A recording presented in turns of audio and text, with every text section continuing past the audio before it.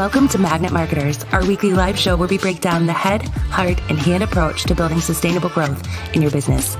During each episode, we share actual client marketing best practice examples, strategies, and tactics that will help you generate real results. Our belief? A magnet always works better than being a bullhorn to attract, retain, and build your brand. Ready to dive into this week's Relationship Marketing Training Tuesday? Well, let's get started. Here's your host, Mike Gingrich and Jessica Phillips. Yay, yay, yay. Hello, hello, and welcome to this week Training Tuesday Live. We're magnet marketers where goals always help you become a magnet with your marketing versus being a bullhorn. And today we're going to talk all about events, not just events, but virtual events and how you can drive engagement, awareness, and participation, let's just say, for your virtual event from somebody that's really cracked this code. I respect highly. He's a master with the pen and content, Mike Allton. But before we introduce him in his full glory and bio, if we've not met before, my name is Jessica Phillips with Dow Marketing Group and my personal mission is to help you love more, give more, and be more through the art of authentic relating. And my awesome co-host, it's Mike Gingrich. He's the president of web development and software firm Digital Hill Multimedia. He's a published author 5 times over, triathlete runner, biker, and leading business blogger at MikeGingrich.com. How's it going, Mike? Hey, doing well. Jessica, welcome back from sunny, warm Mexico, by the way. I know. I have my blanket with me here under the desk. I had to run and grab it like really quick because I'm like, this cold, I don't know. I got to get a break every now and then and get some sunshine in my life. So happy to be back home with family, but not in the cold. I'm just going to be honest. Yes. Yeah. Understood. Hey, I am excited here to bring in and introduce our guest, a fellow Mike. And so it's going to be all good here. We have with us today wonderful friend, Mike Allton. He's an award-winning blogger, speaker, author at the Social Media Hat, head of strategic partnerships at Agorapulse, where he strengthens relationships with social media educators, influencers, and partner brands. He's the producer and showrunner for the marketing agency podcast, Agency Accelerated. Great one to check out. Allton is also the co-author of The Ultimate Guide to Social Media Marketing, alongside some of our other friends, Jen Herman, Stephanie Liu, Amanda Robinson, Eric Buteau, available wherever books are sold. So, Mike, welcome. Thank you for being here. Thanks for having me. Although I have to say, I'm a little disappointed because I was under the impression that we were having this in Cabo. That's why I agreed to be on the show at this particular moment. And now I'm finding it's remote. You know what? We'll just schedule it again. I mean, TravelZoo still has some discounts. Not a sponsor yet. With you, Mike. but we should go back. I need a reason. Let's do it. Thanks for having me. No, thanks so much for coming, Mike. And I just have to say, I love every time we can talk, and I feel like I'm talking to you every time I get your email in my inbox. Anyway, because you are seriously a master of just content. Although we're not talking about content in its written form today, we're talking about virtual events and just how you've done an amazing job with bringing people together for Agorapulse. Like, you guys have hosted how many events so far? This past couple years. Well, we've hosted, 5 or 6 just the past couple of years. Oh my gosh. Yeah. I feel like you guys were on it as soon as, even I think you're, planning it before 2020 even hit. But once that hit, I mean, you guys were on it with showing up and adding value and bringing a virtual event that is truly game-changing for so many. I've had my team attend each event. You've had it on LinkedIn. You've had it for agencies specifically. Just so many really value-packed events. But the beauty of your events is what I really want to break down. And I think that everyone can get some value out of. By the way, if you're joining in with us live, let us know where you're watching from and what questions maybe you have for Mike. But I really want to understand kind of how you at Agorapulse have approached virtual events and how you've been so successful with it. Because I've just seen your numbers grow and the participation, and people just get really amped up for your virtual events, which you don't see super often with virtual events, kind of like that thing I'm going to attend, but it's not really exciting. So yeah, I just want to hear kind of how you approach it. The secret Yeah, sauce. that's exactly right. I started doing these in 2018 when I first started with Agorapulse. And the first quote unquote virtual event that I put on, I brought in 16 speakers. These were influencers and ambassadors for Agorapulse.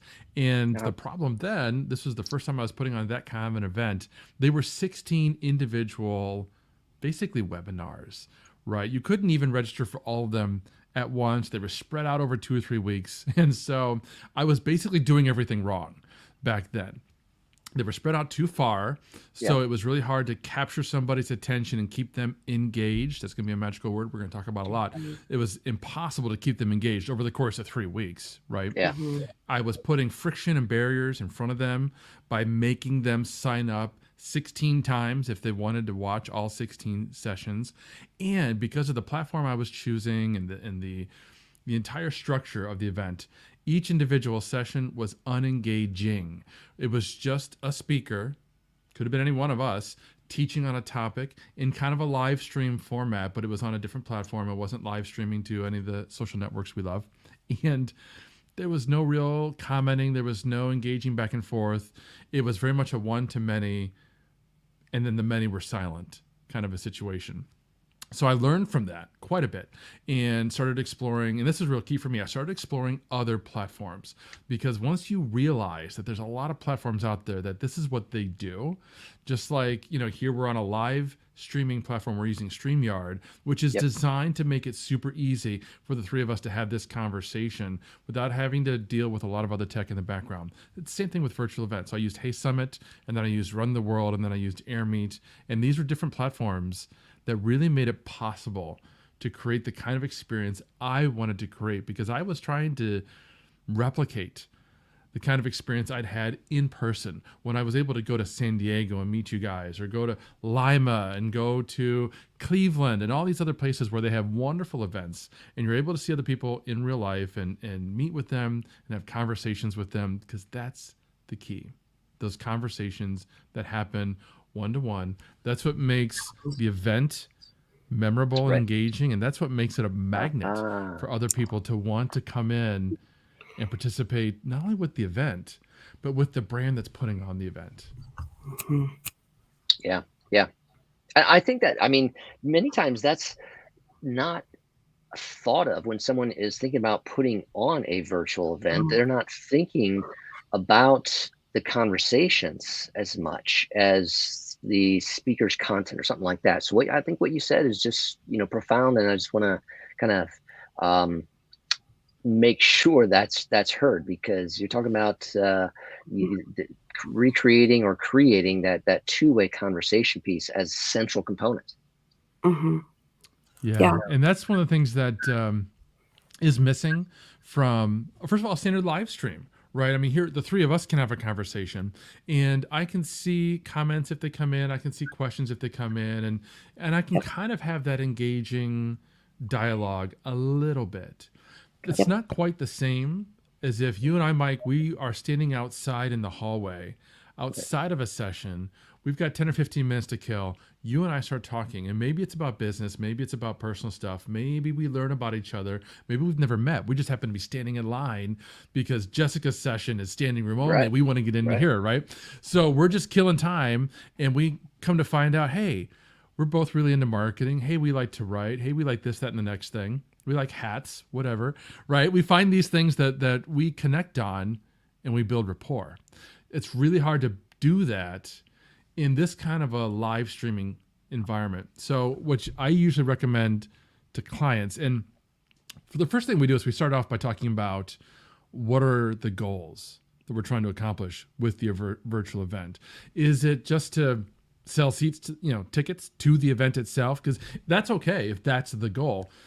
But that kind of means we're going to approach things a little bit differently. But if it's a brand putting on an event for the community, to establish brand awareness, to build rapport with the community, to bring in registrants who are prospective customers for long term, those are the kinds of things where we now want to think strategically about what we're doing, and we want to try to create the most engaging experience we can. So here's why it's important then to have spaces that can happen in between those sessions. So it could be you and I just having a conversation in the chat, but better than that would be to have like a roundtable kind of a session, a dedicated networking session where you and I and some other people can have a face-to-face video call about a particular topic.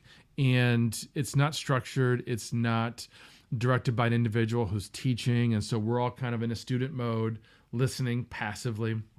It's more of an active situation, just like a regular table talk, like we've had, in Lima. You've had these beautiful moments at Social Media Week Lima, Jessica, where you've had individuals who are in charge of different tables and they're assigned certain topics and they teach a little bit, maybe talk for 5 or 10 minutes, and then it's all very open.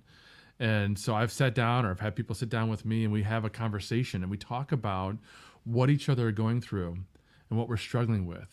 One of the things that I often see in these kinds of sessions that I absolutely love is when one person, they're just an attendee, they're not a speaker, they're not an expert. One person is listening to the rest of the table, and another person at that table says, hey, I just started a business. I'm in Philly, and this is my first year in business, and I'm really struggling with this, that, and the next thing. And the person across the table thinks to themselves, hey, that's where I was 2 years ago. I was in that same spot in my business, and they share what they did to overcome that. They're not an expert. They're just sharing from their personal experience, but it allows them to be helpful and human, and it builds rapport, and it helps everybody else at the table too, because there's probably 6 other people at the table who are have the same going question through or will soon go through that exact same scenario, right? And that's the beauty of any kind of event. And this is why I just stress to virtual event organizers and brands who want to put on a virtual event, make sure you're building in space for those kinds of opportunities. That's what I've heard and that's what I've seen. Not like the overall experience is what you're crafting. It's not just the content, right, that's going to be delivered. You're thinking through the sign up process. You're thinking through what is my goal. You're thinking through who are we creating this for what purpose, right? Because like you've had very specific, virtual events. Like you just had the agency summit, which was amazingly successful. Congrats with that. And it was just fantastic. But you knew exactly who you were creating the experience for, so you could craft it to them, right? So I think so often we being anyone that's hosting a virtual event, I've done the same thing. Like you said, you have to sometimes learn the lessons and make the mistakes to get those lessons learned to know how to show up then later differently.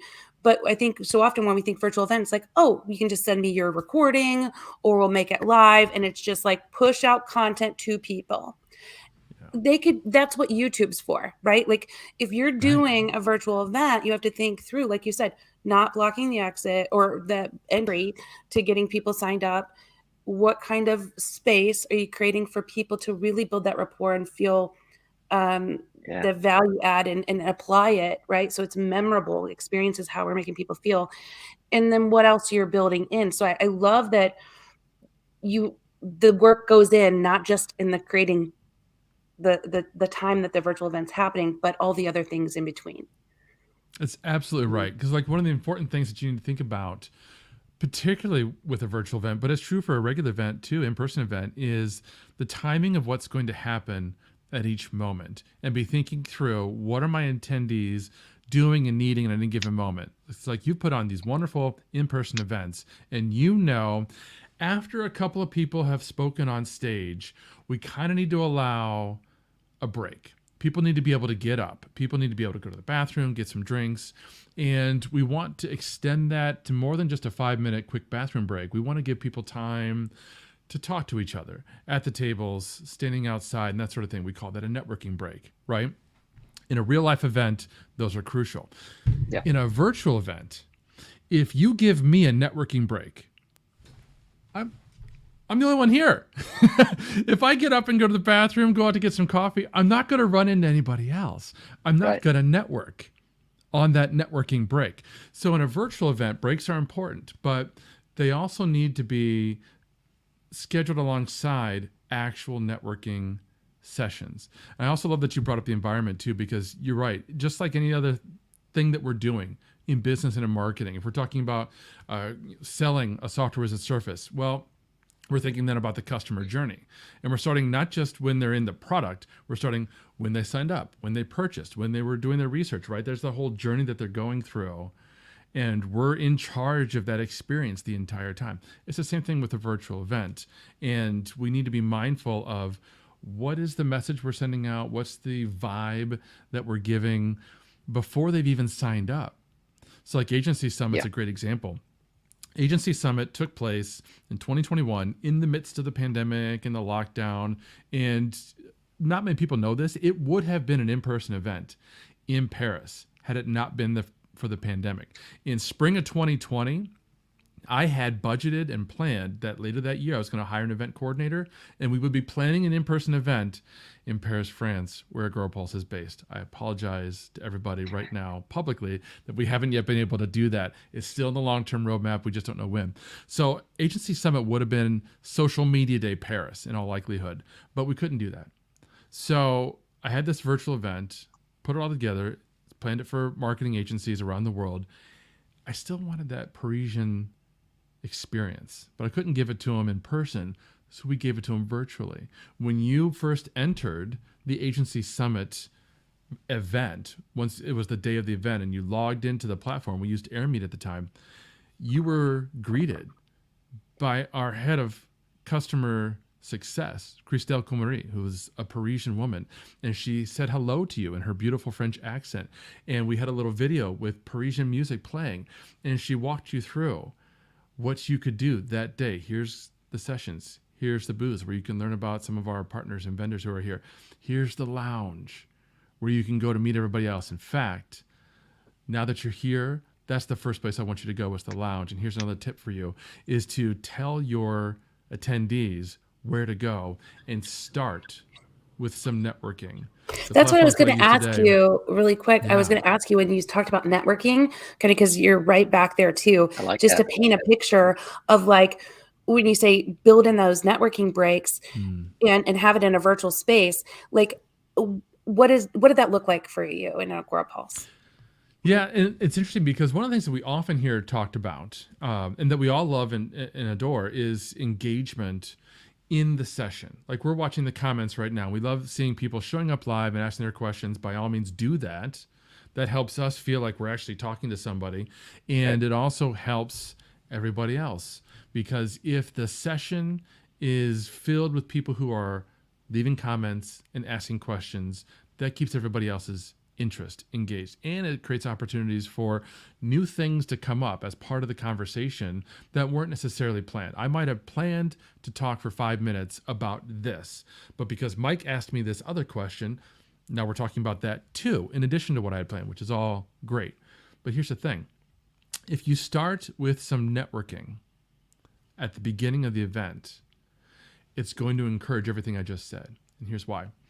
If you have a virtual event tomorrow, and let's say 500 people attend your virtual event, and it's your brand and you're just putting on a virtual event for your target audience. So you've been sharing to social media and you've been putting out some paid ads, and you've got some of your speakers who are sharing.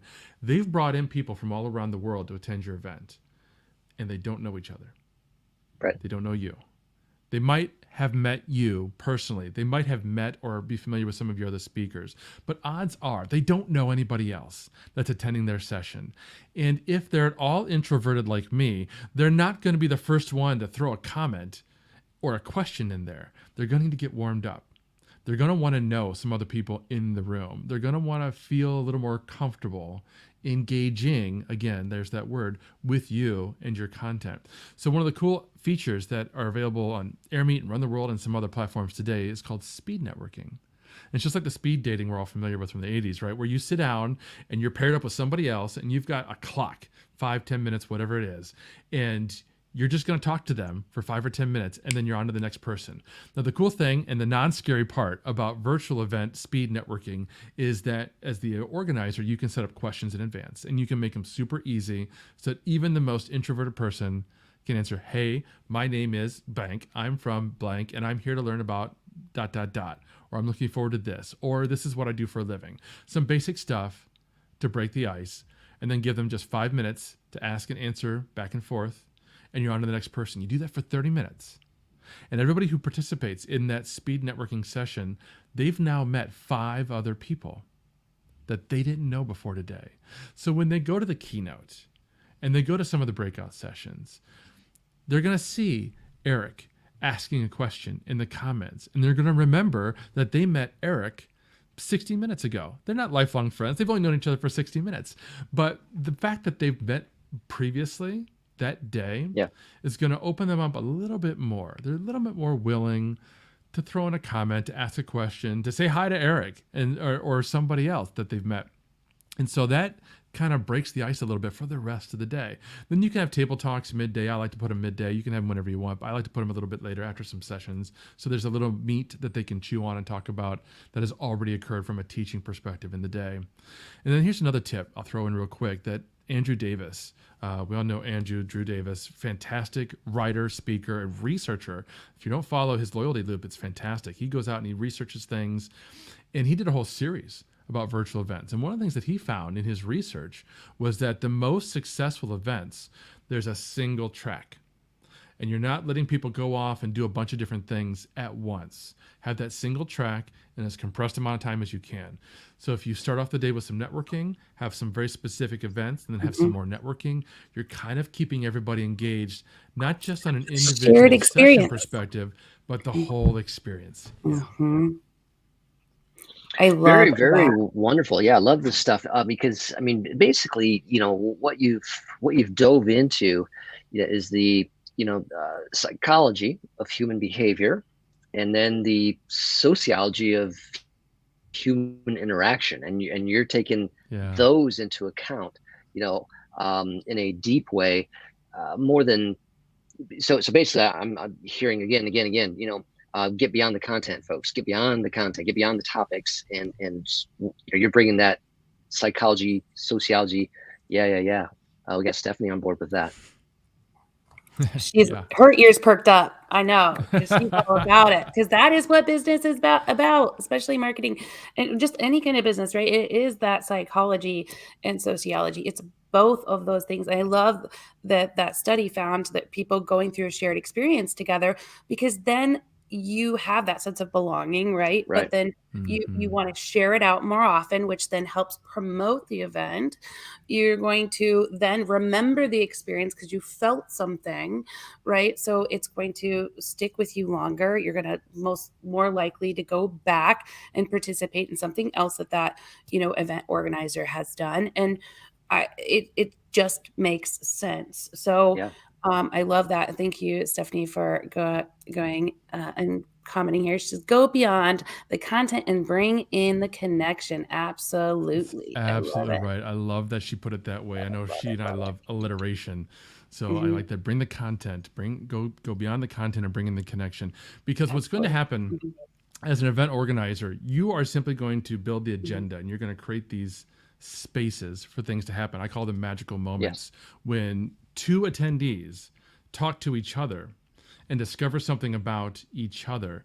And that creates this ripple effect that goes on over time. Nobody could have predicted it. Nobody would have known that these 2 people were going to meet and become business partners or friends or boss and employee or coworkers or whatever. But here's the thing. Months, years later, those 2 individuals will still look back at your event. That event. And they will recognize your event as the moment where they met and they connected. And there's this brilliant positive association in their mind between what they have now and your event. And guess what? They're associating it with your brand at the same time. Anchored. Right, Stephanie, anchored. That's right. But that's just it. And that's the beauty too of why you want to put on a virtual event, right? Like kind of bringing that 360, with what you're talking about with virtual events and how to do it right. It's like just what you said, focusing on the experience, focusing on connection and engagement and just how you're going to bring people together, that connection piece. That's where the magic is. By the way, if you guys are watching in with us and getting value out of this, because there's so much, and I can't believe we're already at time, but type the word recap in the comments here, because we will make sure that the recap of this with more and a link to Agorapulse's calendar so you don't miss out on their next event. And you can watch it and experience how smooth their events run and just the value that gets jam-packed while you're having a good time into their events. We'll make sure you get that. So type the word recap in the comments. We'll make sure that you never miss out on that. Mike, I want to definitely ask before we wrap up here, finding out from you, like you mentioned many lessons that you learned. Like, is there any other like big lesson that you feel is super valuable for people to know when they're hosting an event or how to approach it? Yeah, it's a lot of work. I may make it sound easy because I've been doing this a long time, and I am super mindful of details and super prepared for the events, so that I have this kind of event organizer mentality where I want you as the attendee to not be aware of any of the kind of blips or tech issues or that sort of thing, so that it's as smooth for you as possible, even though on the back end, I'm like the duck who's treading water, right, underneath the surface of the water. So give yourself time. That is what I'm getting at. As an event organizer, make sure you're not deciding today to put on a virtual event next week and hoping to have the same kind of outcome. It takes a lot of time. It takes at least a couple of months for the most part. And it's okay to ask for help. Because if you've never done it before, you can't possibly expect yourself to know all the little details and pitfalls and opportunities, right? A lot of what we've been talking today are actually opportunities for you as a brand when you're putting on a virtual event, because I don't have to do anything to get two people to meet each other other than, like I said, a couple of times, create that space, right? Yes. So those are opportunities that you can take advantage of if you're aware of them, but give yourself time to figure that out. I love that you said ask for help too. And by the way, this is help for anybody that's, listening in, is asking someone that's done it before, right? Because I did the same thing hosting a virtual event and used a new tool. I wasn't as familiar. I thought I did some of my due diligence, but I was trying something new with this new tool. And I know my first session, I thought I was live. I was not. The first like 20 something minutes of this session, luckily I had someone else there that was still going live and adding value. But you need to know, like, learn the lessons that someone else has already kind of maybe failed through to learn and to grow. Like Mike said, and I've said, we had to do a lot of things wrong to get it right. So I highly recommend, like you said, asking for help, which also means asking for advice, somebody that maybe has done it before, and pick up some of the things that they've really done well and some of the things you want to avoid for sure, because I've been there too, Mike, for sure. No, but I thank you so much for your time, Mike. Where can people find out more about you, or where could they connect with you online to learn more about this? Yeah, Twitter's the greatest place to connect with me. I'm at Mike_Allton, Allton, at Twitter. I'm on there all day long, sharing, answering questions, whatever you want to do. And the socialmediahat.com is where I've been publishing a lot of the things that I've been learning over the past 3 or 4 years about virtual events. I've been doing live video for longer than I care to admit, and I've been trying to pour a lot of what I've learned over the past decade, really, when it comes to video production, virtual event production, and everything that you might want to accomplish as a brand to have a successful virtual event the first time out. Your content is so good too. Like I said, I feel like I'm talking to you each week because you tell beautiful stories and lots of good lessons in there. Highly do recommend checking out the blog. We'll make sure that it's in the recap. So again, type the word recap in the comments, get it sent right into your inbox. But we'll also share the link here in the comments to Mike's blog. But thank you again, Mike's, both of you, for being here and adding value, and Mike for sharing the lessons learned for virtual events and how to get that engagement. You guys do it beautifully. I highly recommend it. Anyone attend the Agorapulse events and summits. You will not regret it. I attend myself and get a lot of value out of it. as well. So, but thank you guys all for joining in with us this week. We'll be back here next Tuesday at 4 p.m. Eastern Standard Time for Magnet Marketers. Until then, hope you guys enjoy the rest of your week. Thanks again, guys. Thank you, folks. Thank you.